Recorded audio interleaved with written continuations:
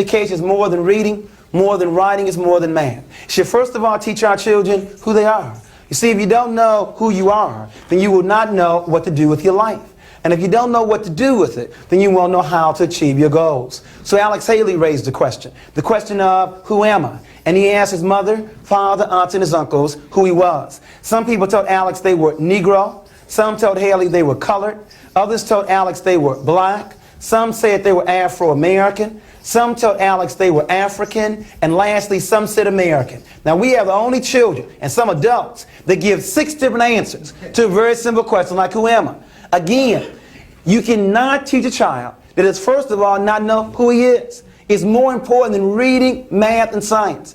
So we began to ask ourselves, why do Germans call themselves Germans? Why do Chinese call themselves Chinese? And we were told there's a land called Germany. There's a land called China. So let's go back to a world map. Germans are Germans, land called Germany. Chinese are Chinese, land called China.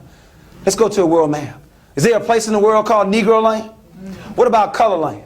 What about black land? What about Afro-American land? There's only 2 answers left, Africa and America. But be honest, what comes to most of our children's mind when they hear the word Africa? Tarzan? Running around, no clothes on? Be honest. And what about America? Red, white, and blue, and apple pie? That's because of this word right here, which is nothing but his story. You didn't know that? It's all history is. It's somebody's story. You know what I'm talking about. Columbus didn't discover America. He was lost. And the end discovered him. And Abraham Lincoln didn't free any slaves. Or another way to look at it, my story is very, very close to the word mystery. And I want to clear up a couple of mysteries right now. The book is titled Great People, Past and Present.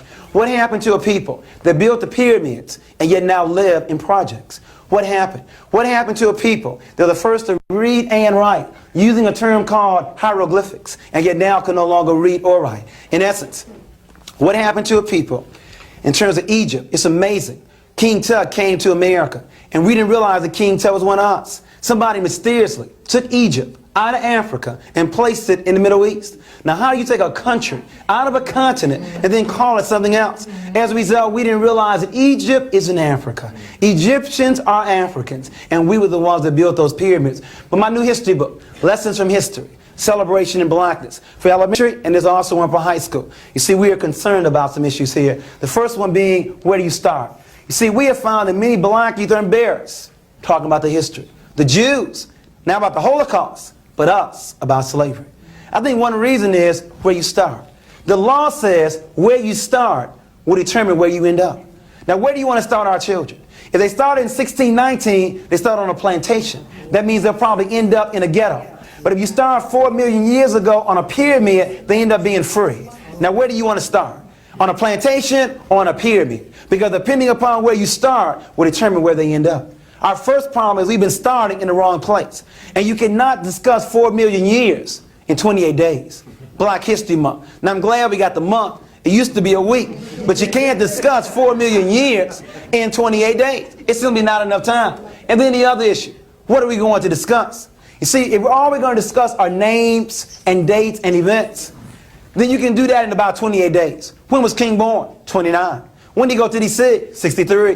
When did he get the Nobel Prize? 64. When did he die? 68. That would never change. But if you want to make it relevant, you connect the past with the present and with the future.